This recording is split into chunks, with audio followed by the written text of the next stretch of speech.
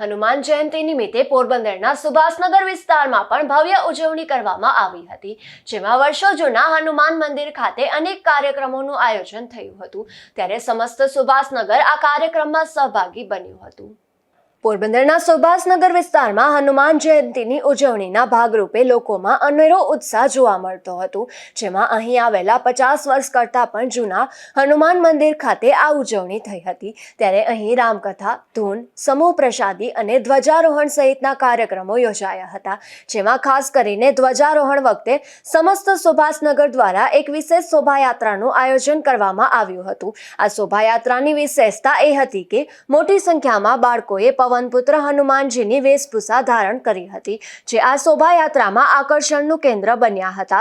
ત્યારે લોકો મોટી સંખ્યામાં ઉપસ્થિત રહી આ શોભાયાત્રામાં બજરંગબલીનો જયઘોષ બોલાવ્યો હતો। મારું નામ જયેશ પ્રભુભાઈ ચામરિયા છે।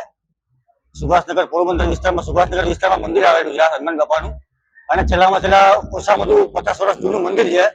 અને અમે મારુતિ મિત્ર મંડળ અને ગદાધારી મિત્ર મંડળ બેના સહયોગથી અમે ઓછામાં ઓછા 20-25 વર્ષથી આ આયોજન કરીએ છીએ, મહાપ્રસાદીનું આયોજન કરીએ છીએ। અને ધ્વજારોહણનું મહત્વ છે આ। અને બીજા નંબરમાં કે મહાપ્રસાદીનું આયોજન થાય છે, આખું ગામ જમણ એક ધારો કરવા આવે છે।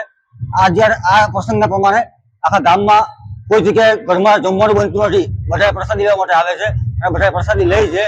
અને બધા મારુતિ મિત્ર મંડળના અને ગદાધારી મિત્ર મંડળના દરેક સભ્યો એનું 100% આયોજન આપે છે, 100% મહત્વ આપે છે અને બધા ભેગા મળીને સહયોગ આપે છે। અને સાંજના પછી રામકથા, ધૂન કથા હોય છે, પછી સવારે ધ્વજારોહણનું આખી રેલી નીકળે છે, આખું ગામ એક ધારું થાય છે, એકઠું થાય છે અને બધા સહયોગ બધા એક સાથે સ્ફૂર્તા આપે છે। આ મંદિરનું મહત્વ છે, આ 50 વર્ષ જૂનું મંદિર છે અને ઘણા બધા લોકો કામ કરતા અને ઘણા બધા લોકો ગુજરી પણ ગયા છે। બધા એનું આ લોકો સુભાષનગર ગામનું માનવાનું એવું છે કે આ બધી કોઈ સહયોગથી આવે છે, કોઈ માથું નમાવે છે તો દાદાની કૃપાથી 100% એનું કામ પૂરું થાય છે। આ કાર્યક્રમમાં ખાસ કરીને સમૂહ પ્રસાદી વખતે સમગ્ર સુભાષનગર એકતા બતાવી જોડાય છે।